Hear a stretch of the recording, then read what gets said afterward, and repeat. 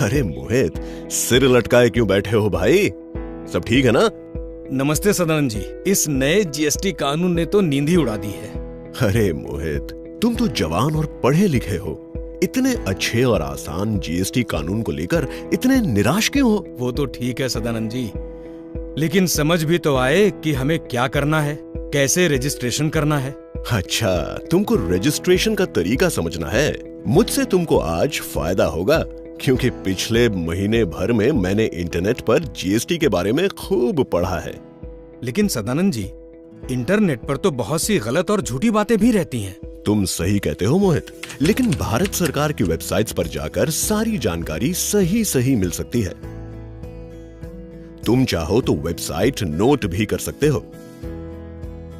Website को हिंदी या अंग्रेजी में देख सकते हो।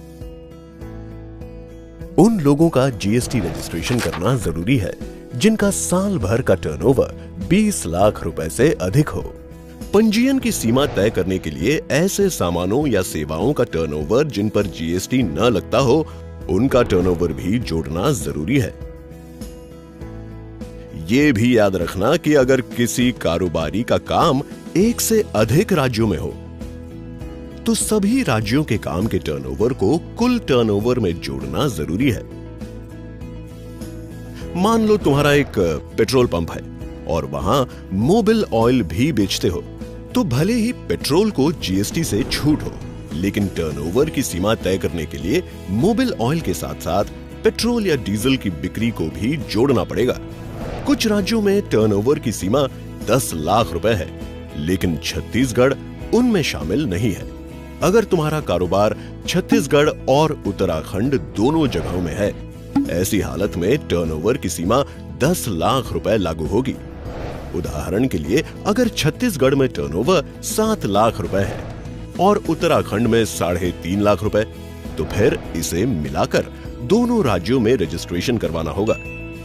टर्नओवर की इस सीमा के बिना भी कुछ लोगों को पंजीयन कराना अनिवार्य है, जो लोग एक राज्य से दूसरे राज्य में सप्लाई कर रहे हैं। जो लोग आज रिवर्स चार्ज के तहत टैक्स देंगे, जो ई कॉमर्स ऑपरेटर हैं, जो इनपुट सर्विस वितरक हैं, जो लोग करयुक्त सप्लाई एजेंट हैं, जो लोग टैक्स डिडक्ट या कलेक्ट करने वाले हैं, ऐसे सारे लोग अपना पंजीयन कराने के लिए जिम्मेदार होंगे। क्या बात है, आज आप दोनों देश का कानून बदल के रहेंगे लगता है। अरे नहीं, मैंने जरा सी जानकारी हासिल की है तो अपना ज्ञान बांट रहा हूँ, कोई बड़ी बात नहीं है। अरे नहीं नहीं सदानंद जी, आप सचमुच बड़े मददगार हैं। ये बताइए, जीएसटी पंजीयन की समय सीमा क्या है? जीएसटी में रजिस्ट्रेशन में कर का दायित्व आने के 30 दिन के भीतर ये कराना है। अच्छा, अगर मेरे 2-3 अलग अलग तरह के कारोबार हैं, तो क्या मुझे इनके लिए एक ही रजिस्ट्रेशन लगेगा या कि अलग अलग? अगर तुम्हारा काम एक से अधिक राज्यों में है, तो तुम्हें हर राज्य के लिए अलग अलग जीएसटी लेना पड़ेगा। लेकिन अगर एक राज्य में भी तुम्हारे बिल्कुल अलग अलग तरह के काम है, तो तुम उनके लिए अलग अलग जीएसटी ले सकते हो। जैसे अगर तुम्हारी एक बिस्किट फैक्ट्री है और एक मोबाइल फोन की दुकान है, तो ये दोनों काम बिल्कुल अलग अलग हुए और तुम 2 अलग अलग जीएसटी ले सकते हो। अगर तुम्हारा काम छोटा हो और टर्नओवर जीएसटी जितना ना हो, तब भी तुम स्वैच्छिक पंजीयन करा सकते हो, लेकिन उसे साल भर के पहले कैंसिल नहीं करा पाओगे। और ये भी है कि पंजीयन कराने के बाद अगर 6 महीने में तुमने काम शुरू नहीं किया, तो पंजीयन रद्द हो जाएगा। जो लोग आज के कानून में रजिस्टर्ड हैं और जो लोग नया रजिस्ट्रेशन चाहते हैं, उनके लिए इंटरनेट पर इस लिंक पर पूरी जानकारी है। पूरी प्रक्रिया ऑनलाइन है और रजिस्ट्रेशन का कोई शुल्क भी नहीं।